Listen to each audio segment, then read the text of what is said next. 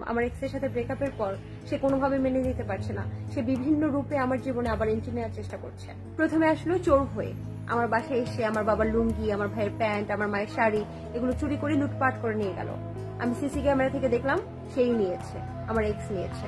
আমি ফোন দিয়ে বললাম, তুমি আমার বাবার লুঙ্গি, আমার মায়ের শাড়ি এগুলো কেন নিচ্ছ, ফেরত দিয়ে যাও। বলো ফেরত দিবো একটা শর্তে, যদি তুমি রিলেশন ঠিক করো। আমি বললাম ঠিক আছে, আগে ফেরত দাও, তারপর অবশ্যই রিলেশন ঠিক করবো। তারপর পরের দিন রাতে ঠিকই ফেরত দিয়ে গেল, কিন্তু আমি রিলেশন ঠিক করলাম না। ওই যে একজনকে মন থেকে বের করে দিলে আর কখনো মনে জায়গা দিই না। তারপরে সে আসলো ডাকাত হয়ে, কিন্তু ডাকাতি করতে এসে ধরা পড়লো দারোয়ানের হাতে। দারোয়ান নিয়ে আসলো আমার কাছে। অনেকদিন পর তাকে বাধা অবস্থায় দেখে আমার খুব মায়া লাগলো। বললাম যে এতদিন পরে দেখে তো এসেছো, ডাকাত বেশি এসেছো, ঠিক আছে চলো আমরা একটু কোয়ালিটি টাইম স্পেন্ড করি। তারপর জোরে গান ছেড়ে একটু নাচানাচি করলাম, পার্টি করলাম, একটু ডিজে পার্টি করলাম।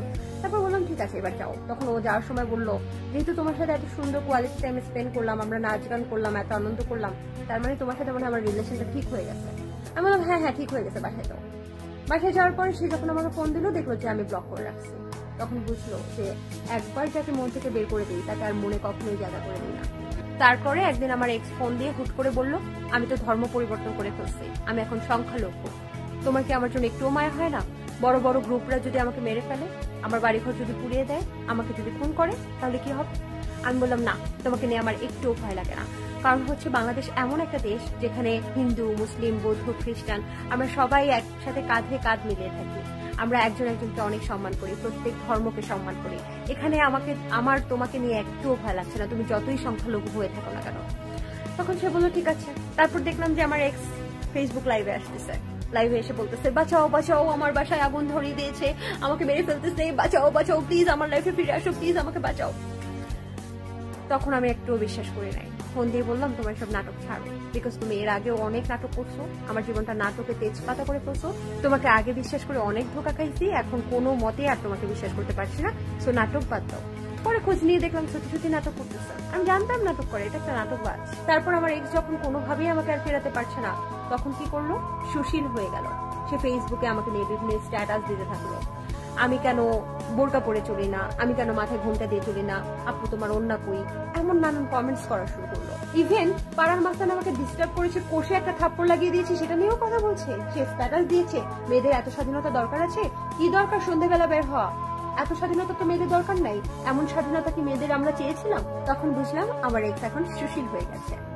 তো যাই হোক, তারপরেও আমাকে পটাতে পারলো না, কারণ জীবন থেকে একজনকে যখন বাদ দিয়ে দিই, যে প্রতারক হিসেবে পরিচিত হয়ে যায়, তাকে আমার জীবনে আর কখনোই এন্ট্রি দিই না।